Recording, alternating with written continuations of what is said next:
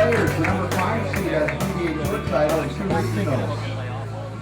From Warren, Michigan, please welcome Kurt Pilon.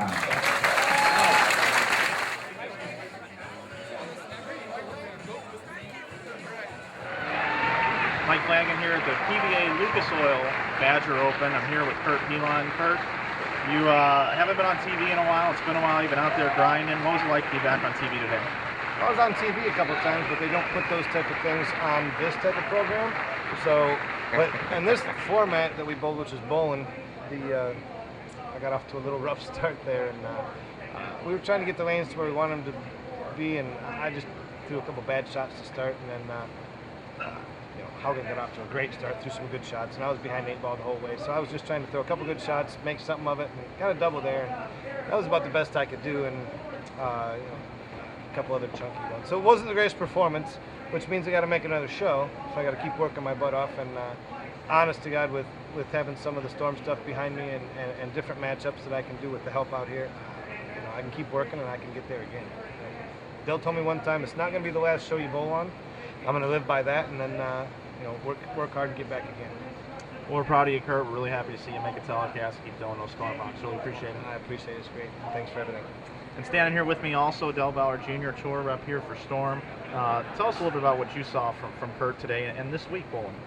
Well, it was good to see him stay within the moment, because Kurt, his mind runs 100 miles an hour, and when he's in this environment, it's my job to kind of keep him slowed down a little bit.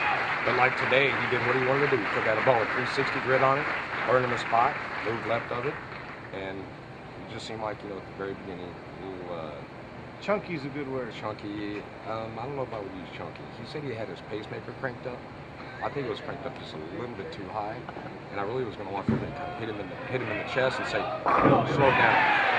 Because you could see he just kind of, it was hard to get going and everything. And once he got it going, it was okay.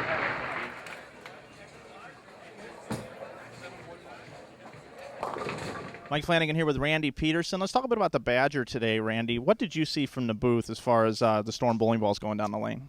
Well, let me just start by saying this.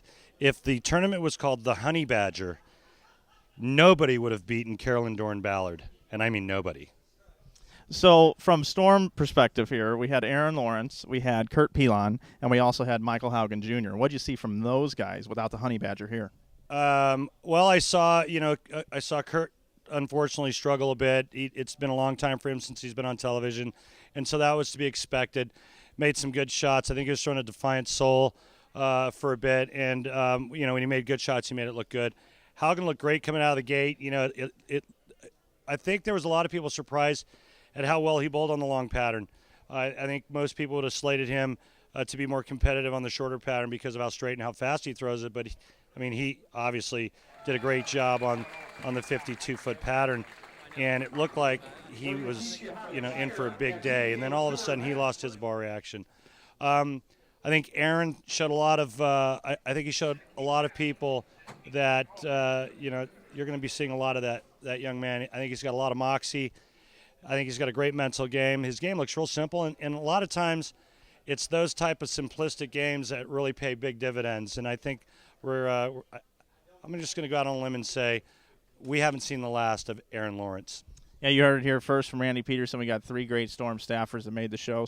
One other question for you, Randy. What was it like to be on the new CBS Sports Network with Dave Ryan? It was tremendous. I mean, CBS. It was an honor to be asked to do it, and then to be back in the booth with my good friend Dave Ryan. We worked over 120 shows together, and Dave hasn't done bowling in a while, so it took him a little bit to kind of get his feet underneath him, and I was like, hey buddy, don't worry about it, I'm here for you, whatever you need. And we hit stride probably the 3rd or 4th frame of the very first game, so obviously it didn't take him a long time, and everything just flowed from there. It was great. All right, there you have it. Randy Pedersen here live from Milwaukee.